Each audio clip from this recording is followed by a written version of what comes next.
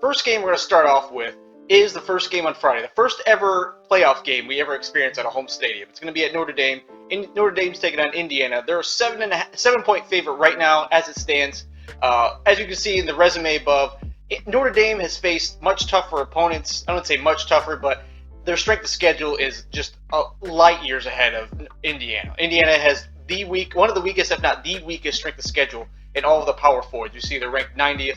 Notre Dame's 54th. That's not terrible, but I mean it's not strong either. They had that one terrible loss in Northern Illinois. Everybody knows that. But ever since then, they've absolutely killed everybody. And obviously, in Indiana, they've only played one team, one Tier 1 team, as you see here, power rated in the top 25. That was Ohio State. They didn't get blown out, but it wasn't a close game for most of that either. So that's kind of like the resume I get right here. This is kind of like the surface level stats for each of these teams. Only thing that really stands out is Notre Dame's 40th in total offense, 49th in passing offense, and then 27th in rush defense, where Indiana, they're not really light on anything here except the rushing offense, and I'll get to that in a second here as one of the key points to this victory.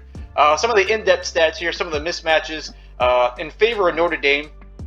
They get to the red zone, and they score touchdowns in the red zone. They're 10th, and Indiana defending that is 56, so I mean that's a big mismatch.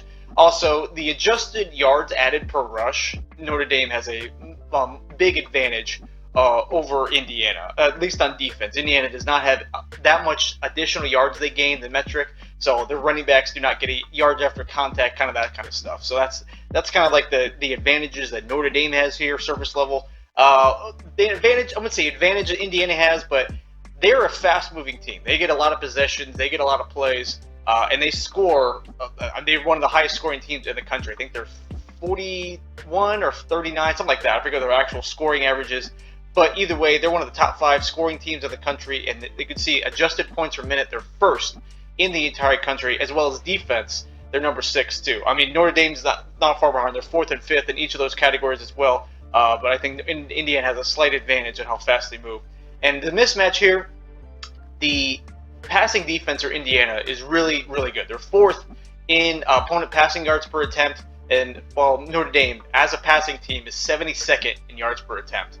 And another advantage where Indiana has a huge advantage is they get to, just like Notre Dame, when they get to the red zone, they score touchdowns. And you can see here, 81% of their possessions that make it into the red zone, they get 6 points. That is a massive advantage for Indiana. If they can keep this trend up, that will be huge for them. Finally, one of the bigger advantages I have, possessions with a turnover force. Indiana's 9th, Notre Dame is 36th in offense. So a little bit of advantage there. Notre Dame commits a lot more turnovers than Indiana forces, who's really good at it. So that is a major benefit to Indiana. So the 3 keys to the game. I'm going to go over this, the 3 major keys that each team can have to victory. I'm going to start with Indiana first. The first main thing is they have to win the time of possession battle. They get so many plays in, they get so many possessions, they have to keep Notre Dame off the field. They have to keep controlling the ball. Notre Dame is a ground and pound, old school style team. They will get, if they get the ball most of the game, if Notre Dame wins the time possession battle, they will win this game. Indiana has to take care of it. They have to hold on to it. They have to have longer drives. They can get that many, I wouldn't say longer drives, but they have to get many plays in. So the longer they have time possession, the better chance they have of winning this game. The second one, they got to get Rourke in rhythm and get him in rhythm early.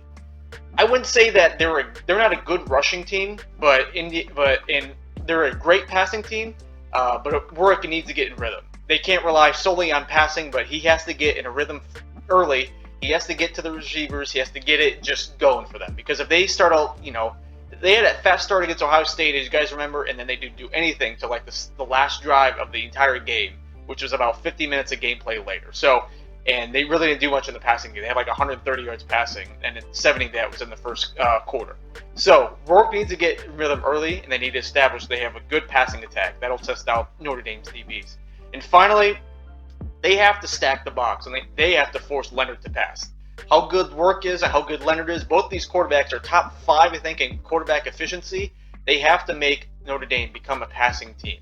When Notre Dame passes more, they're not as efficient as when they are balanced line, when they are balanced run versus pass. So Indiana's keys to win this, they have to get Riley Leonard throwing the ball a lot more than he wants to. If they get him above 25 passes in this game, they have a really good chance of winning this. Now on the other side, Notre Dame's keys to victory.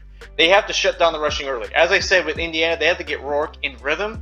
If they totally abandon the running game, Indiana, it's going to be a long day for them. As we saw with Ohio State, they had a long day. They got rid of it early because they were not getting yards. I think they only got like 2 yards a carry. And if they can't do that, they will be in serious trouble. Notre Dame has shut down the rush early. That'll force Rourke. How good he is, they need to force him to pass more. Eventually, something's going to break. Eventually, a pass rush will get there. And eventually, Notre Dame is going to have some really good success on defense. Second one, they must convert the red zone trips into touchdowns. I say that because both teams are really good at converting touchdowns in the red zone. But Indiana has so much better, consistency. They run so many more plays than Notre Dame that if Notre Dame gets to the red zone and they settle for field goals, they don't even get a point at all. That's going to be trouble for them because you keep Indiana hanging around. They have enough firepower to come back in this and eventually pull the upset potentially. So that is the second key. And my third one is do not have self-inflicted turnovers. Indiana is very turnover prone. They beat decent teams because they force turnovers. Notre Dame lost to Northern Illinois because they lost a turnover battle. That was what their only blemish on the season. Every other game they played this year, they've either tied or won the turnover battle. They cannot have self-inflicted turnovers. If they don't turn the ball over and they can stop the run early, I think Notre Dame has a good chance of not only winning this game, but probably covering the 7 points as a home favorite in the first ever college football playoff game.